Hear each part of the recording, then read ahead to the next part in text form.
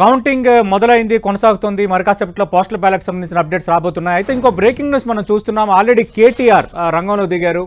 ఎవరైతే party symbol మీద గెలిచిన అభ్యర్థులు ఉన్నారో బీఆర్ఎస్ అభ్యర్థులకు వెంటనే విప్ జారీ చేయాలి. అలాగే రాజ్యసభ సభ్యులు ఎవరైతే నమోదు చేసుకోలేదో వాళ్ళు వెంటనే నమోదు చేసుకోవాలి.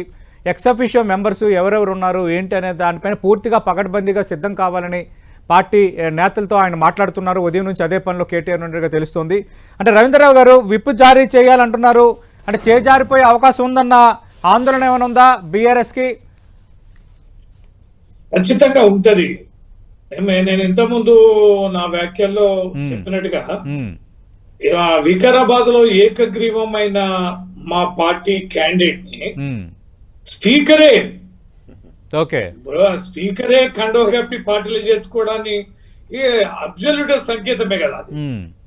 కనుక ఈ రేవంత్ రెడ్డి పాలనలో వాళ్ళు ఏంటంటే మొగాన్ని కొట్టి మొత్తుకున్నట్టుగా మొగసలకి ఎక్కినట్టుగా ఈ సామెత ఏదైతే ఉందో, ఏ చర్యలు అయితే వాళ్ళు చేస్తుంటారో పదే పదే ఎదుటోళ్ళ మీద అవి మాట్లాడుతుంటారు. ఏదైతే అవినీతి అక్రమాలకు దారి తీస్తున్నారో వీళ్ళు చేస్తున్నారో, ఇక కేసీఆర్ గారి కుటుంబం పైన నిత్యం అదే మాట్లాడుతుంటారు వాళ్ళు. ఎందుకంటే మా మీద మాట్లాడుతున్నారు కాబట్టి మేము మాట్లాడుతున్నట్టుగా ఆ చర్చ పోవాలనే ఉద్దేశం ఆయనకు ఉంటది. దీంట్లో కూడా అదే ఉంటది ఆయన. కనుక ఖచ్చితంగా మా అభ్యర్థులు, మా గెలిచిన క్యాండిడేట్లని ప్రలోభాలకు గురి చేయడం, పీఠాలను కైవసం చేసుకోవడానికి ఏ స్థాయికైనా ఉచ్చ నీచాలను మర్చి వారు దిగజారి వ్యవహరిస్తారనడంలో మాకు ఏ రకమైన సందేహం లేదు. అందుకనే మా జాగ్రత్తలు మేము పడుతున్నాం. వాళ్ళే క్యాంపులు పెడుతున్నారంటే ఏం నిదర్శనం సతీష్ గారు? ఇంతకంటే మించిందే ఉంది. భారతీయ జనతా పార్టీ కూడా పెడుతుంది. ఇంకా మీరు కూడా పెట్టే ఛాన్స్ ఉంటది కదా. ఇప్పుడు కాదనలేం కదా. మధ్యాహ్నం తర్వాత మీ పార్టీ టికెట్ మీద గెలిచిన వాళ్ళు ఆల్రెడీ ఇప్పుడు విప్ జారీ చేస్తున్నారు. కానీ చేజారిపోతారన్న భయం ఉన్నప్పుడు మీరు కూడా కొంత క్యాంపులు నిర్వహించడం అనేది ఒక పరిపాటిగా ఉంటుంది కదా.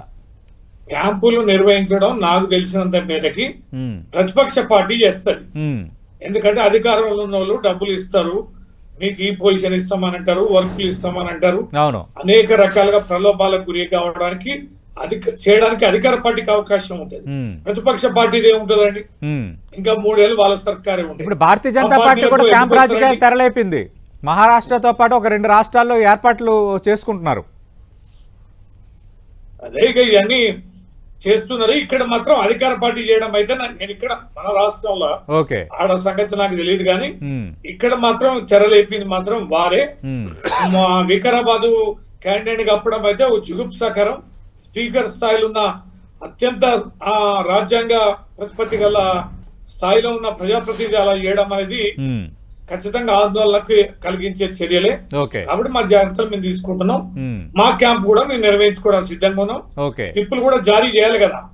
గెలిచిన అభ్యర్థులు ఖచ్చితంగా మేము చెప్పిన అభ్యర్థికే ఓటు వేయమని చెప్పని విప్పి చేయడం అనేది చట్టంలో పొందుపరిచిన అంశం కాబట్టి సహజ సిద్ధంగా దాన్ని మేము ప్రయోగిస్తున్నాం. రైట్.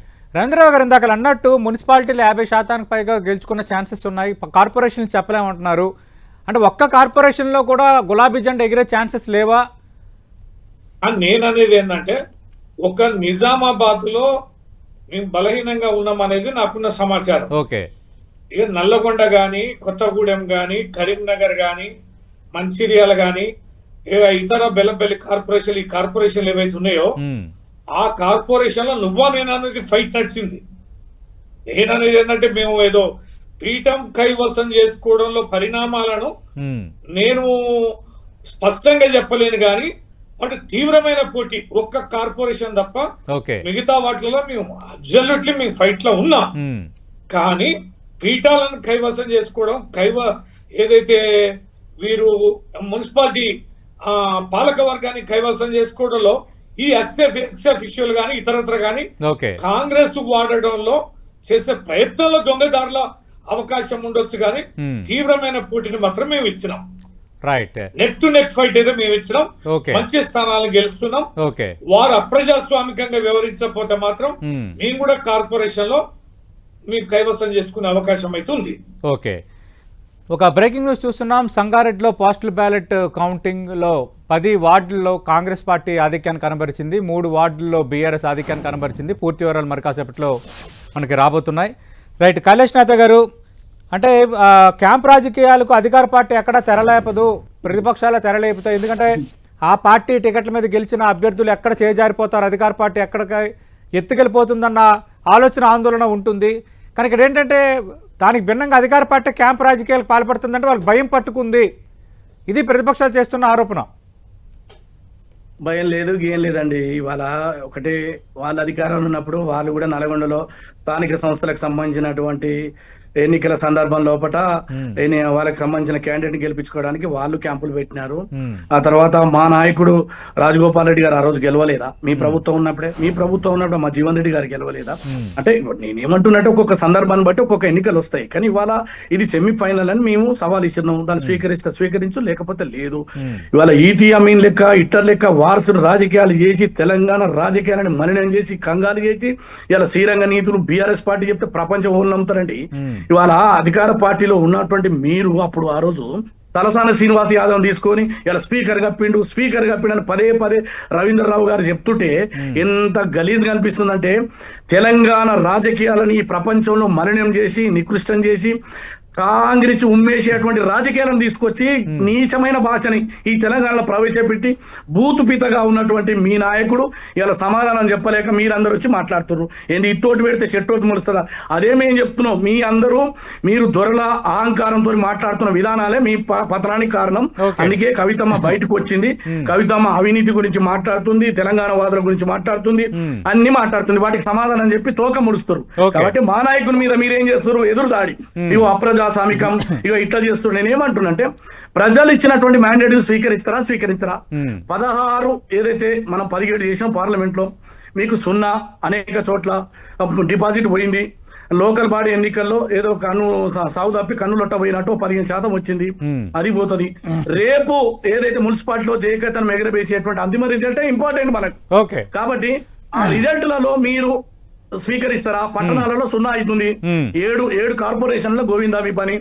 ఇవాళ మున్సిపాలిటీలో మేము పోటీ ఇచ్చినాం అంటారు. పోటీ లేదు, గీటీ లేదు. అది సహజంగా ఏ ప్రతిపక్షమైనా పోరాటం చేయవలసింది. అంతవరకు మీరు పోరాటం చేస్తారు. కానీ దాన్ని అంగీకరిస్తలేరు. ప్రజలు ఇచ్చినటువంటి మ్యాండేట్ ని మీరు గెలిచిన చోటనే మేము బ్రహ్మాండంగా గెలిచినాం, ప్రజాస్వామ్యం విలసిల్లింది. ఇదే ప్రజలు కదా, తెలంగాణ ప్రజలు. మీకైనా మాకైనా ఓటేసేది.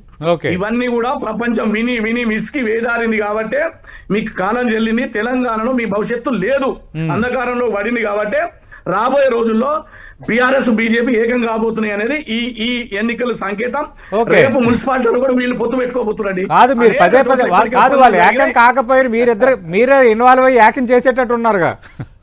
నేనేమంటే ఒకటి 10 సార్లు మాట్లాడితే అబద్ధం నిజం కాకపోతే అనేది ఇవన్నీ ప్రపంచానికి ఎవరు తెలియదండి. రవీంద్రరావు గారేమో ఇట్లా మాట్లాడుతున్నారు. కవిత చెప్పిన వాటికి సమాధానం చెప్పలేవు. అవినీతి గురించి ఎవరు చేసిర్రు, ఒక ఆయన గుంటనక్క అని చెప్పిండు అంటుంది కదా, వాటికి సమాధానం తెలుసు. వారి యొక్క ఏదైతే బినామీల పేరుతోని తెలంగాణలో 1000 కోట్లు పోచంపల్లి శ్రీనివాస్ రెడ్డి దోచుకున్నాడు, వాటికి సమాధానం చెప్తారా రవీంద్రరావు గారు? అన్ని కూడా మాట్లాడదాం. రైట్, ఇప్పుడు స్మాల్ బ్రేక్ తీసుకుందాం. బ్రేక్ తర్వాత డిబేట్ కంటిన్యూ చేద్దాం. పోస్టల్ బ్యాలెట్కి సంబంధించిన కౌంటింగ్ ఇప్పుడిప్పుడు వస్తున్నాయి. మనం 1 by 1 చూస్తే సంగారెడ్డిలో 10 వార్డుల్లో కాంగ్రెస్, 3 వార్డుల్లో బీఆర్ఎస్ ఆధిక్యంలో ఉంది పోస్టల్ బ్యాలెట్లో. అలాగే మిగతా మున్సిపాలిటీలో పోస్టల్ బ్యాలెట్ వస్తుంది. మహబూబాబాద్, తొర్రూరు మున్సిపాలిటీలో అటు కాంగ్రెస్ ఆధిక్యాన్ని కనబరుస్తుంది. పోస్టల్ బ్యాలెట్ లెక్కింపులో కాంగ్రెస్ ఆధిక్యంలో ఉంది. దానికి సంబంధించిన అప్డేట్స్ కూడా మనం చూస్తున్నాం. కాంగ్రెస్ 4 వార్డులు, బీఆర్ఎస్ 2 వార్డుల్లో ఆధిక్యంలో ఉంది. మరిన్ని అప్డేట్స్ సిద్ధమైపోయాయి ఆల్రెడీ కౌంటింగ్కి సంబంధించి. స్మాల్ బ్రేక్ తర్వాత